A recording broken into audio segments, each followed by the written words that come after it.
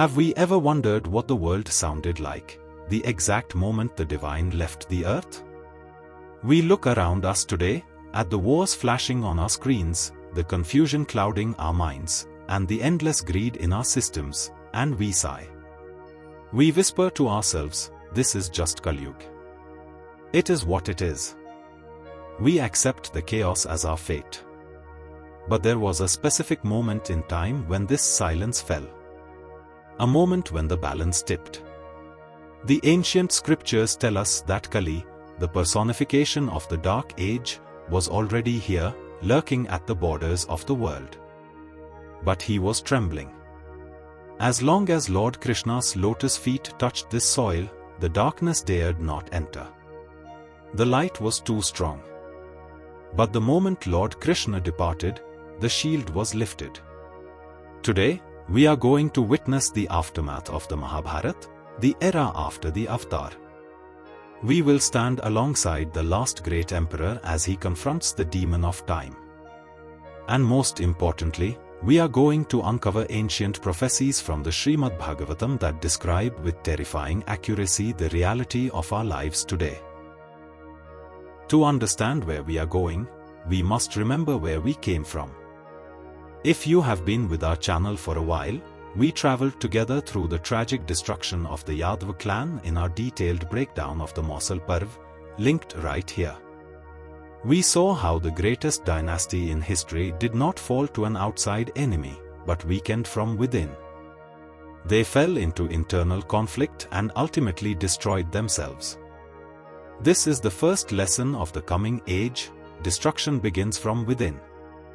But what happened after Dwarka fell into the sea? What happened when the dust settled? With the Yadavas gone and Lord Krishna ascended to his eternal abode, the throne of Hastinapur passed to the grandson of Arjun, King Parikshit. Parikshit was a warrior of the old guard. He had seen the face of God. He believed that even though Lord Krishna was physically gone, his law, Dharma, must still rule. But as he toured his kingdom, he began to notice changes. The atmosphere was heavy. The people were restless. The peace was fragile. And then, near the banks of the river Saraswati, he saw a sight that broke his heart.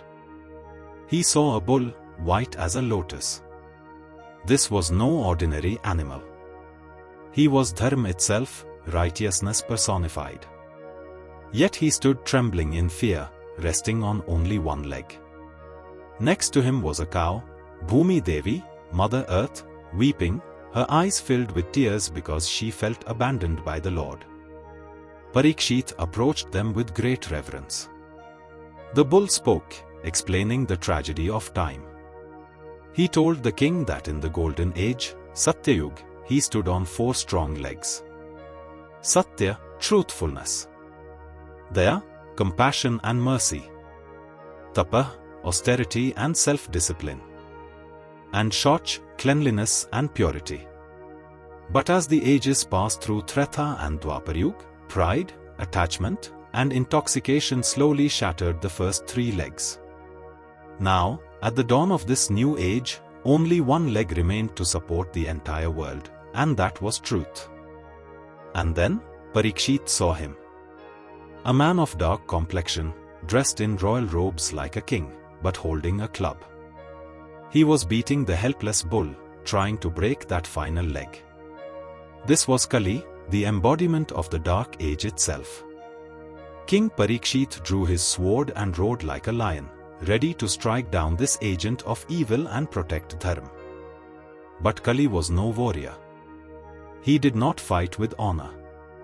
He survived through manipulation, deceit, and weakness rather than strength.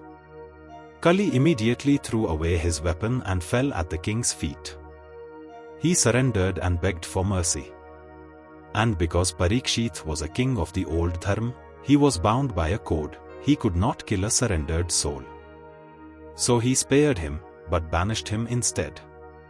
Kali asked, "My lord, wherever I look, I see your kingdom, I see your law. Where can I go? You must give me a place to live." Parikshit thought for a moment. He gave Kali 4 specific places to reside. And listen closely, because these are the 4 pillars that define the downfall of modern society. First, Dyut, gambling. Not just games of chance, but anywhere truth is sacrificed for a quick gain. Second, Pan, intoxication. Places where the mind is clouded and mercy is forgotten. Third, Stri, illicit association. Where cleanliness and sanctity are destroyed by unchecked lust. And fourth, Suna, slaughter. Where austerity is destroyed by unnecessary violence against other living beings. But Kali was cunning and never satisfied. He asked for one more place, a master key that would give him power over everything. So, King Parikshit granted him gold as a dwelling place. Why gold? Because wherever wealth is hoarded, all 4 of Kali's evils, lying, intoxication, lust and violence, naturally gather and thrive together, giving him influence over the world. Kali entered those places and the age of darkness truly began. The Srimad Bhagavatam Canto 12, written thousands of years ago, lists prophecies for this age. Let us read them together. We want you to ask yourself, does this sound like ancient history? Or does it sound like today's news headlines? Prophecies of the Kali Yuga. Time will become overpowering, and the further Kali Yuga advances, dharma, truth, purity, forgiveness, compassion, lifespan, physical strength, and memory will steadily decline. The true Vedic path and clear understanding of dharma will become nearly lost. Hypocrisy will dominate religion, and rulers will behave like bandits. All social orders will degrade, behaving without discipline, duty, or higher ideals. Wealth will define virtue. The rich will be considered noble, moral, and respectable regardless of character. Power will define justice. Whoever holds power will shape truth, religion, and law according to their own desires. Legal justice will be for sale. Only those who can pay bribes or fees will receive fair judgment. Poverty will be seen as sin. The poor will automatically be assumed immoral or guilty. Marriage will no longer be based on family, character, or values. It will be based only on mutual attraction and physical desire. Rituals and marriages will be performed without true sanctity. Mere mutual approval will be considered enough. A man or woman's greatness will be measured not by restraint or virtue, but by sexual ability and seduction. Only those related by marriage will be considered family. Wider bonds and duties will fade. External symbols will replace inner qualities. A sacred thread will define a Brahman, not knowledge or character. Robes and accessories will define monks, not renunciation. Those skilled in hypocrisy and showmanship will be praised as holy men and spiritual leaders. Religion will be practiced for fame and social approval, not spiritual realization. Hermits and renunciants will return to household life, collecting wealth and possessions like ordinary people. Deception will be praised as intelligence. Those most skilled in cheating will be called practical and smart. The ones who talk the most and act cleverly and cunningly will be hailed as scholars and experts, even without true learning. Those who argue boldly and shamelessly will be regarded as truthful and courageous. Intelligence will be measured merely by ability to earn and maintain a household, not by wisdom. Bathing will mean simply grooming and dressing nicely, with appearance prioritized over true cleanliness. Physical beauty will be equated with hairstyles and fashion, not character or conduct. People will revere distant holy places while neglecting nearby sacred rivers, elders, and even their own parents. When wicked rulers dominate the earth, birth and lineage will no longer matter. Whoever is strongest will seize kingship. These rulers will be cruel, greedy, and indistinguishable from thieves, plundering their own people. People, terrified of exploitation, will flee to forests, mountains, and wilderness for safety. The highest goal of life will shrink down to just filling one's stomach and surviving. People will sustain themselves through theft, lies, and needless violence. They will survive on roots, leaves, fruits, seeds, wild vegetables, and whatever they can find. Homes will be empty of guests, hospitality, and sacred recitation. Nature will become unstable, droughts, floods, storms, extreme heat and cold.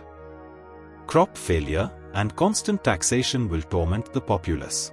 Crops like rice, wheat, and barley will become stunted and low-yielding.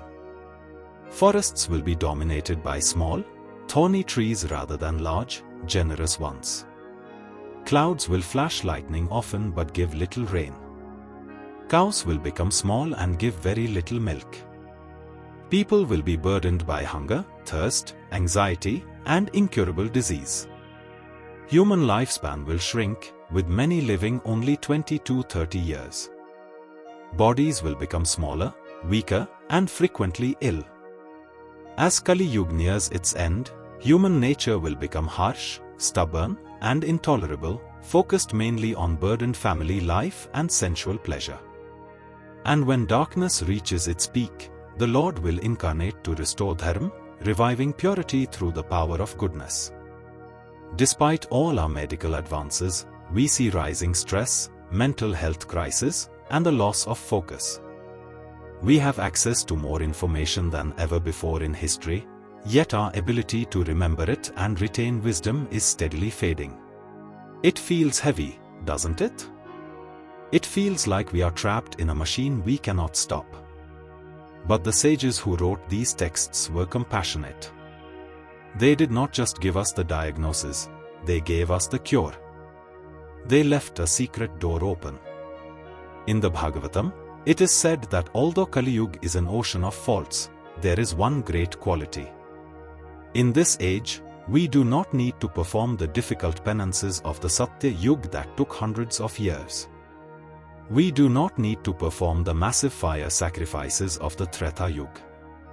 In this age, deliverance is found simply through kirtan, chanting the names of the divine, and understanding the wisdom left behind. The darkness is heavy, yes. But that means even a small candle shines very brightly. We cannot stop the Yuga from changing outside, but we can stop it from entering our hearts. If you want to arm yourself with the wisdom Lord Krishna left for us before this age began, we highly recommend you watch our Bhagavad Gita series here. Think of it as the survival manual for Kali Yuga. And if you missed the story of how the era of Lord Krishna ended, we have linked the Mossal Parv. Stay divine, chant the name, and we will see you in the next one. Till then, inspire and stay inspired.